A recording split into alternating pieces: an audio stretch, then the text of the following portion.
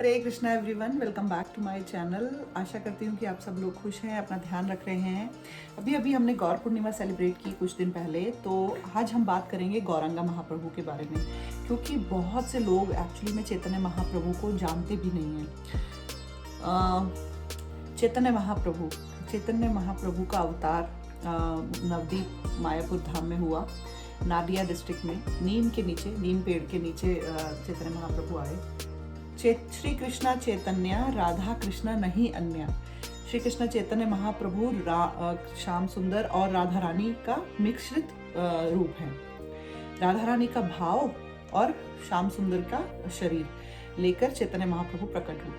ठीक है, तो चैतन्य महाप्रभु राधा और कृष्ण का मिश्रित रूप है। दोनों ही राधा और कृष्ण चैतन्य महाप्रभु में प्रेजेंट है।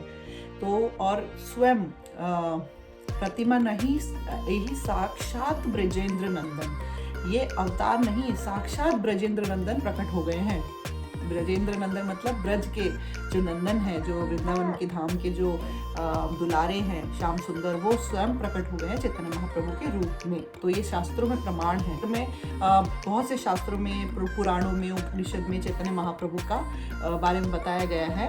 उनका विस्तार से उनका वर्णन किया गया है कि चैतन्य महाप्रभु कलयुग में, जो कलयुग का स्टार्टिंग होगा, प्रकट होंगे भगवान कृष्ण और राधा रानी दोनों का रूप लेके। तो अब यहाँ पे सवाल आता है कि प्रकट हुए, ठीक है, और चैतन्य महाप्रभु भगवान राधा और कृष्ण का मिश्रित दोनों भाव हैं, उनका विस्तृत फॉर्म है, लेकिन वो प्रकट क्यों हुए? यहाँ पे सवाल ये उठता है कि प्रकट क्यों हुए, प्रकट होने का रीज़न क्या है? तो हर अवतार के पीछे कोई ना कोई रीज़न होता है। तो यहाँ पे भी एक बहुत सुंदर रीज़न है। एक बार क्या होता है कि जो भगवान श्याम सुंदर हैं, भगवान कृष्ण हैं वो ये सोचते हैं कि ये जो जितनी भी गोपियाँ हैं, जो राधा रानी है, रुक्मणी देवी है, ये मुझसे इतना प्रेम क्यों करते हैं? इतना प्रेम क्यों करते हैं?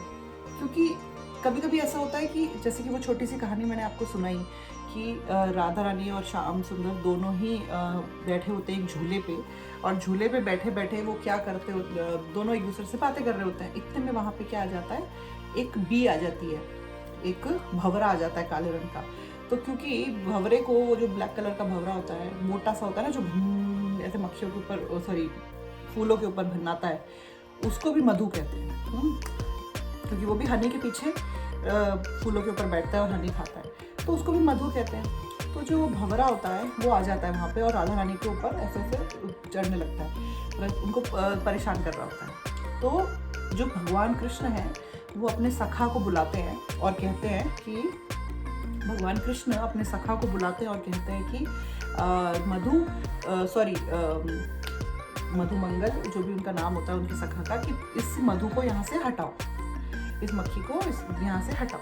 तो वो हटाने की कोशिश करते हैं उनके सखा, और वो हटा देते हैं। जैसे ही वो मक्खी को हटा देते हैं, बाहर दूर भेज देते हैं, वो कहते हैं मधु अब यहाँ से चला गया। राधा और कृष्णा दोनों साथ में बैठे हैं झूले के ऊपर। हाँ, आप इमेजिन करिए, दोनों साथ में बैठे हैं झूले के ऊपर, और बस ये कहा है उनके सखा ने कि मधु यहाँ से चला गया। केवल सुना राधा रानी ने कि मधु चला गया, तो उनको ऐसा लगा कि मधु मतलब श्याम सुंदर। मधु का नाम उनके लिए सिर्फ एक ही है, कृष्ण। हर चीज को भगवान से जोड़ती हैं। तो उनको लगा कि कृष्ण यहाँ से चले गए। एक्चुअली में वो दोनों साथ में बैठे, लेकिन फिर भी ये बात वो सुन भी नहीं पाई कि मधु यहाँ से चले गए। ये सुनने मात्र से राधा रानी इतना रोने लगी कि मतलब उनकी आंसुओं नीचे नदी बन गई।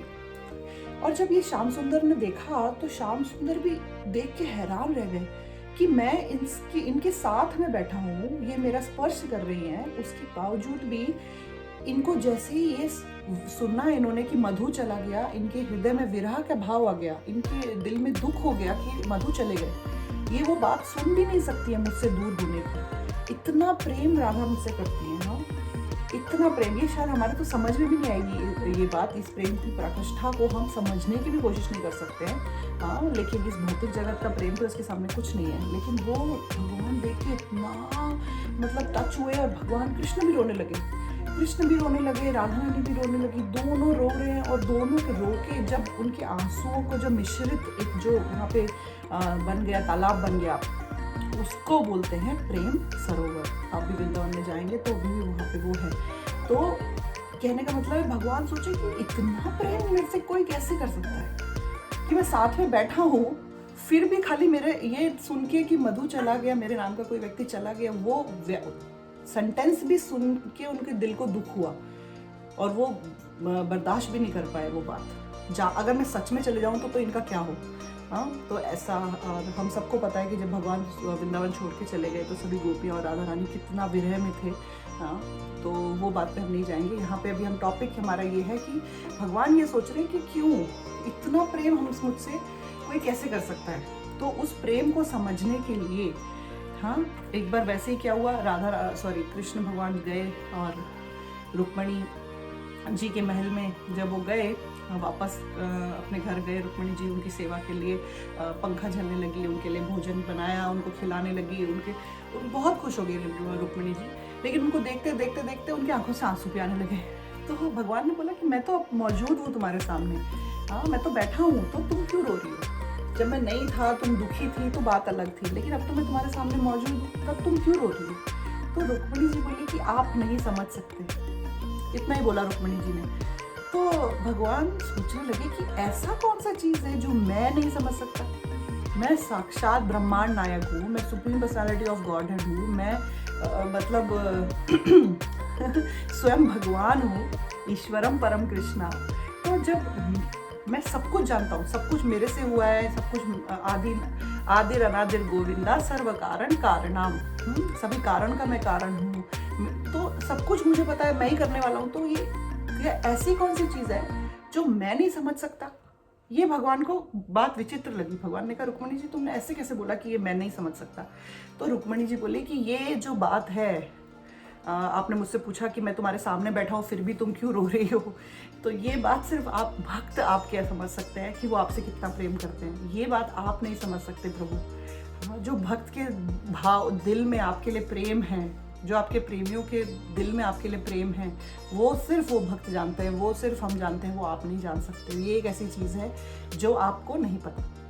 तो भगवान को ये सुन के बहुत ज़्यादा वो धक्का लगा कि अरे वाह, ऐसी भी कोई चीज़ है जो मुझे नहीं पता। तो मैं तब उस वक्त भगवान ने निर्णय लिया कि अब मैं अवतार लूँगा भक्त के रूप में, क्योंकि मैं जानना चाहता हूँ कि मेरा भक्त मुझे देख के ऐसा कौन सा आनंद लेता है, हाँ, ऐसा कौन सा दिव्य आनंद उसको मिलता है जो वो रोते हुए भी खुश होता है, जो मैं उसके सामने बैठा हूँ फिर भी वो इतना भाव विभोर हो रहा होता है। वो ऐसा प्रेम का आनंद, ऐसे प्रेम के आनंद में जो गोते खाता है, उसको सुख दुख किसी की कोई परवाह नहीं है, उसको सिर्फ और सिर्फ मेरे दर्शन, मेरे प्रेम से मतलब। तो ऐसा क्या आनंद मेरे भक्त को मिलता है मेरे साथ मेरी सेवा, मेरे से प्रेम करने में, वो जानने के लिए भगवान ने एक भक्त के रूप में अवतार लिया। हाँ, भगवान ने खुद एक भक्त के रूप में, चैतन्य महाप्रभु के रूप में अवतार लिया, जो कि राधा रानी और कृष्ण दोनों स्वयं हैं।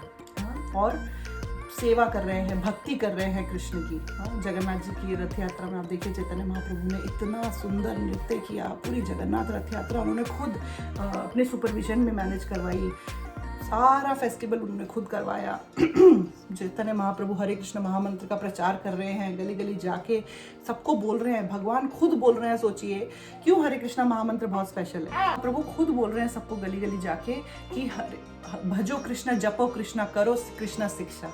हाँ, आप जाओ, भगवान कृष्ण का नाम जपो, सबको भगवान के बारे में बताओ। तो जब भगवान खुद हरे कृष्ण महामंत्र का प्रचार कर रहे हैं, भगवान खुद कि उस महामंत्र के बारे में सबको बता रहे हैं, तो सोचिए वो मंत्र कितना स्पेशल होगा। हाँ, कितना स्पेशल होगा। और हम सब फॉर्चुनेट सोल्स हैं जो कि हमें वो हरे कृष्ण महामंत्र मिला और हम उसको जप रहे हैं, क्योंकि वो भगवान के मुख से खुद इस धरती पे आया है, प्रकट हुआ है। तो एक तो ये 2 रीज़न तो यहाँ पे हो गए कि भगवान जानना चाहते थे कि भक्त का क्या भाव है, दूसरा कि क्यों इतना प्रेम मुझे भक्त करते हैं, उनमें कैसा फीलिंग होती है, क्या उनकी सिचुएशन होती है। तो वो भक्त को समझने के लिए उन्होंने भक्त के रूप में इस धरती पे प्रकट हुए, तो चैतन्य महाप्रभु के रूप में। और तीसरा कारण कि भगवान भगवत गीता में बोल रहे हैं कि सेवा करो, भक्ति करो। एक भक्त का पूरा वो इंस्ट्रक्शंस दे रहे हैं कि ऐसा करना है, ऐसा करना है, ऐसा करना है, ऐसा करना है, थ्योरी। राइट। अब थ्योरी में तो हमने समझ लिया, लेकिन जब तक हमको प्रैक्टिकल समझ में नहीं आएगा तब तक हम उसको रियलिटी में सोचिए भगवान हमारे लिए कितना करते हैं, कितने दयालु हैं भगवान। पहले उन्होंने भगवत गीता बोली जिसमें उन्होंने बताया कि एक भक्त को किस तरह से क्या फॉलो करना चाहिए, कैसे क्या चीज़ें करनी चाहिए, जीवन कैसे जीना चाहिए, कैसे भक्ति करनी चाहिए, सब कुछ बताया। कैसे हर एक चीज़, छोटी से छोटी चीज़ भगवत गीता में भगवान ने बताई, थ्योरी। अब भगवान थ्योरी बताने के बाद प्रैक्टिकल करके भी हमें बता रहे हैं, प्रैक्टिकल करके बता रहे हैं ताकि हम देख सके सामने कि एक भक्त कैसा होता है और हम उनको फॉलो कर सकें। कभी कभी थ्योरी हम पढ़ते हैं हमें समझ में नहीं आती है, लेकिन जब प्रैक्टिकल हो जाता है तब हमें समझ में आता है, अच्छा ये ऐसे करना था, अच्छा अब समझ में आया। उस तरह से भगवान ने पहले भगवत गीता में थ्योरी बोली, उसके बाद प्रैक्टिकल करने के लिए स्वयं भगवान प्रकट हुए, हाँ, और चैतन्य महाप्रभु के रूप में प्रकट हुए। और जो जो भगवत गीता में बताया है वैसा सब कुछ चैतन्य महाप्रभु ने अपने जीवन में दर्शाया, करके बताया कि कर सकता है कोई भी व्यक्ति अगर उसकी भगवान में प्रगाढ़ प्रेम और निष्ठा हो। भक्ति करना कैसा सरल है वो चैतन्य महाप्रभु ने हमें दर्शाया, अपने जीवन में बताया। तो क्योंकि भक्त का भाव जानना चाहते थे, दूसरा भक्त को क्या भक्त की सिचुएशन है, कैसा भक्त फील करता है, कैसे भक्त भगवान के साथ आदान प्रदान करता है, क्या आनंद उस भक्त को मिलता है, वो जानना चाहते थे। और चैतन्य महाप्रभु हमें प्रैक्टिकल करके दिखाना चाहते थे कि भक्त कैसा होता है। हम बोलते हैं कि हम भक्त हैं, लेकिन क्या हम रियल में भक्त हैं? क्या हम सबको प्रेम से देख रहे हैं? क्या हम सबके लिए हमारे हृदय में प्रेम है? क्या हम एक कुत्ते में और एक ब्राह्मण में अंतर नहीं कर रहे हैं?